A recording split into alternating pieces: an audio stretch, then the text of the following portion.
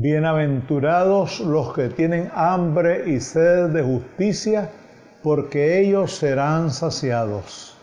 Glorificamos el nombre de Dios por su misericordia, por su amor para con cada uno de nosotros.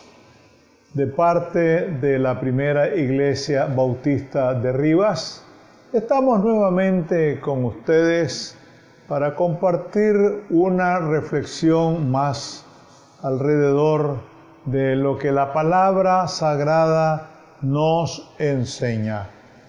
Y estamos en el capítulo 10 de los Hechos de los Apóstoles. Vimos la última vez la visión de Cornelio, de aquel militar romano que servía a la compañía llamada la Italiana.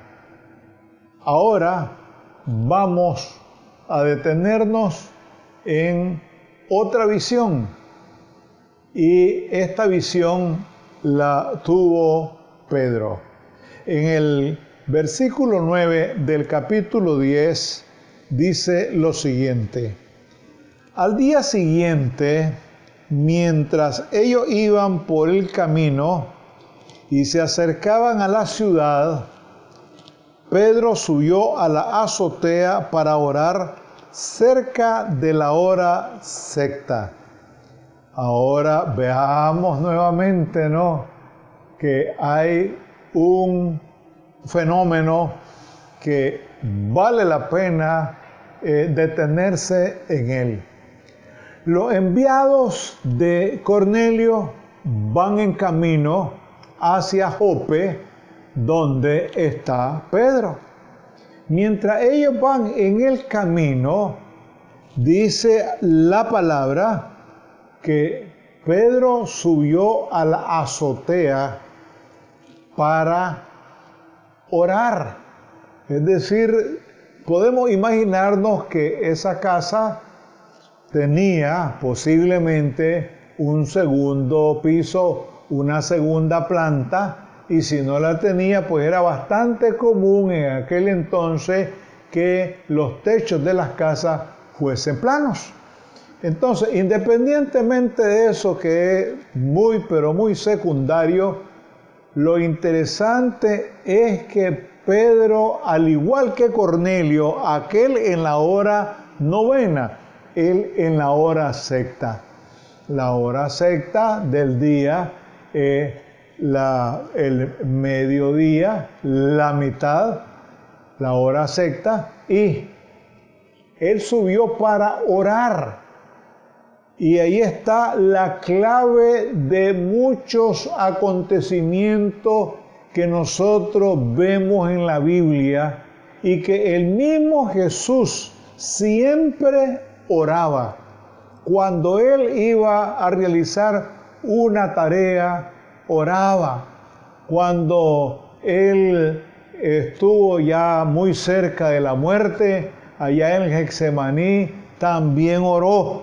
Y en muchas ocasiones Jesús oró y se apartaba para orar, para comunicarse con el Padre. Y aquí Pedro, igual que Cornelio, también se pone en actitud de oración. Dice: y tuvo gran hambre y quiso comer. Pero mientras le preparaban algo, le sobrevino un éxtasis. Le sobrevino algo muy especial, un fenómeno psicológico muy particular, que le permitió a él salir un poco, de el ambiente donde se encontraba, para tener una experiencia especial que le permitió a él darse cuenta de lo que el Señor estaba haciendo. Un éxtasis fuera de sí, diríamos nosotros, pero sí con cierta conciencia de algo muy sublime. Lo sublime cuesta explicarlo, ¿no? Y dice, tuvo gran hambre y quiso comer, pero mientras le preparaban algo, le sobrevino un éxtasis y vio el cielo abierto y que descendía algo semejante a un gran lienzo que atado de las 4 puntas era bajado a la tierra. No podemos imaginar un hermoso manto, una hermosa pieza de tela que baja del cielo y dice semejante, ¿no? Semejante. Solamente estamos asociando, ¿no? Lo que es un lienzo, por ejemplo, que atado de las 4 puntas era bajado a la tierra. El Señor Dios, en su soberanía, hace cosas muy especiales. A veces nosotros no logramos entenderlas en ese momento, pero lo cierto es que Dios se manifiesta de distintas maneras y muchas veces Él se está manifestando y nosotros no queremos darnos cuenta que Él se manifiesta en un trueno, en un relámpago, en un viento fuerte, en una brisa, así como sucedió con Elías. Es decir, que Dios se manifiesta de distintas maneras, como a Él le parece, como a Él le place.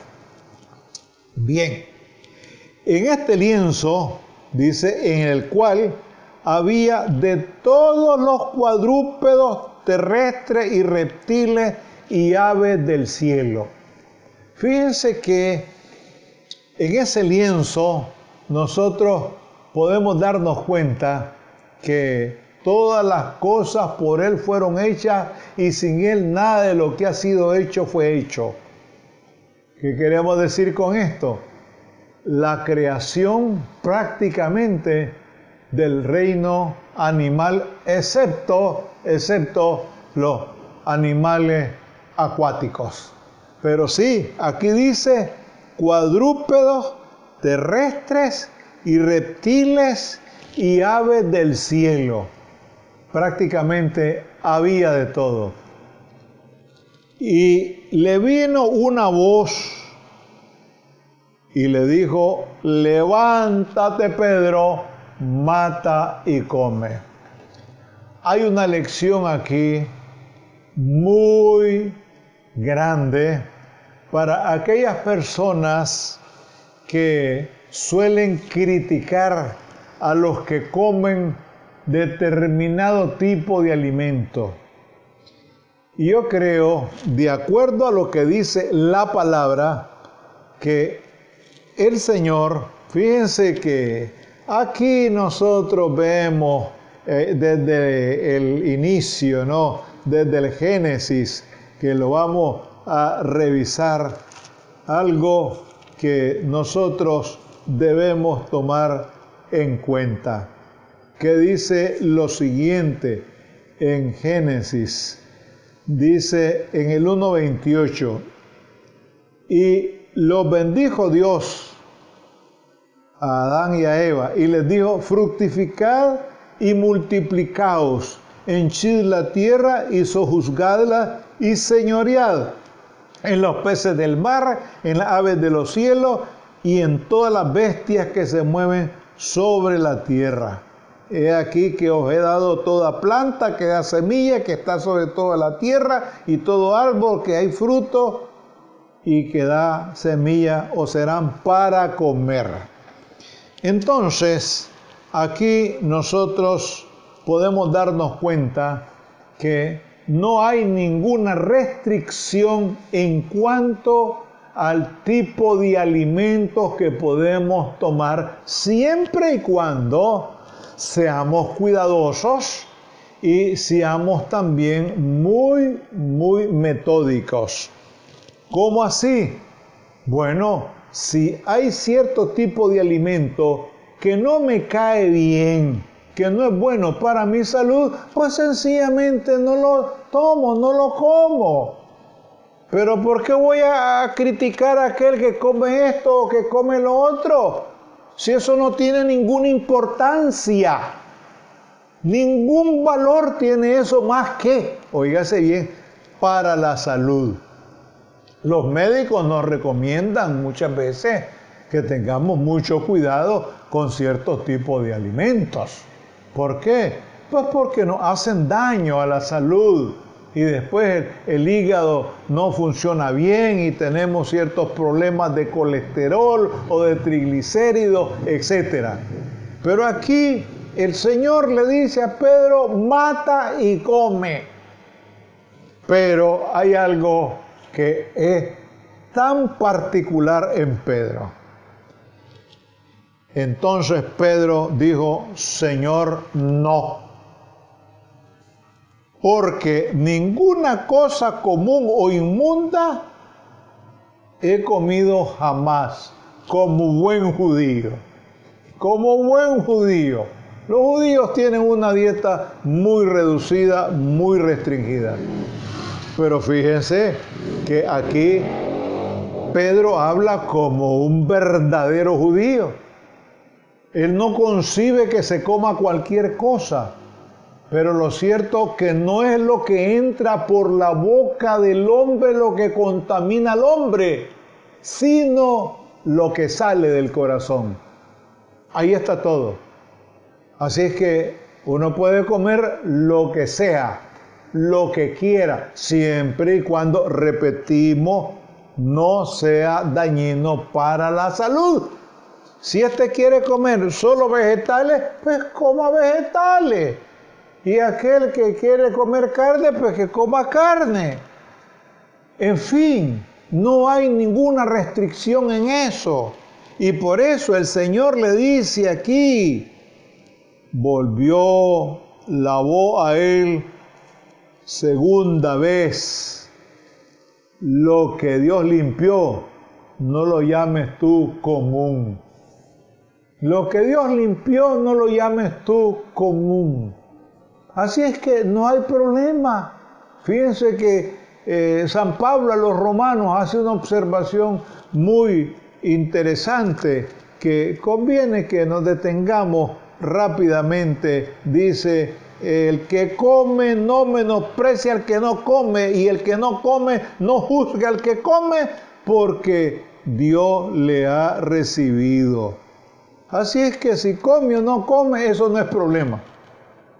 Pero Pedro, repetimos, como un buen judío, él quiere conservar esa disciplina de carácter, diríamos, gastronómico. Es decir, no quiere comer cualquier cosa. Y él sabe por qué. Y es algo que caracteriza, repetimos, a los judíos. Cuando unos judíos estuvieron aquí en Igosa, en la industria esta ganadera de Oriente, S.A., ellos comían ciertas partes de la res, no comían todo, de tal manera que lo seleccionaban. Y con esa selección que hacían, pues quedaba una buena parte de la res que era consumida por muchas personas de aquí de Rivas. Entonces, es algo, repetimos, propio de los judíos. Esto se hizo 3 veces y aquel lienzo volvió a ser recogido en el cielo. Ahora aquí podemos darnos cuenta que detrás de esto hay una lección sumamente importante y que la próxima vez lo vamos a ver. Y es lo siguiente. Fíjense que Pedro, al igual que Cornelio, ha tenido una visión, cada uno de ellos. Y con esto, fíjense, de la dieta, nosotros nos damos cuenta que hay una lección en el sentido de que este hombre Cornelio, que es gentil, el gentil es el no judío, es una persona que no es agradable a Pedro. Pedro era eminentemente nacionalista. Sin embargo, el Señor a través de esto le está dando una lección, diciéndole en alguna medida: va a encontrarte y va a visitar a un gentil que también él tiene derecho a ser hijo de Dios, porque Dios no hace acepción de personas. Esta es una lección que le anticipa el Señor por lo que va a tener más adelante con Cornelio, es decir, la visita que le hará a un gentil, a un pagano, a un enemigo, diríamos, del pueblo judío. Sin embargo, es piadoso y temeroso de Dios. Gracias te damos, Señor, porque tú escribes recto sobre líneas torcidas. A veces no entendemos, Señor, tus designios, tus planes, pero sabemos que tú vas tejiendo cada cosa y la vas poniendo en su lugar, y cada una de ellas se convierte en una lección para nuestras vidas. Ayúdanos a entender mejor tu palabra, ayúdanos a meditar en ella, ayúdanos, Señor, para compartirla, para predicarla, para vivirla y practicarla. Danos tu bendición, danos tu protección y danos siempre la dirección de tu Santo Espíritu. En el nombre sagrado de Jesús, tu Hijo amado. Amén.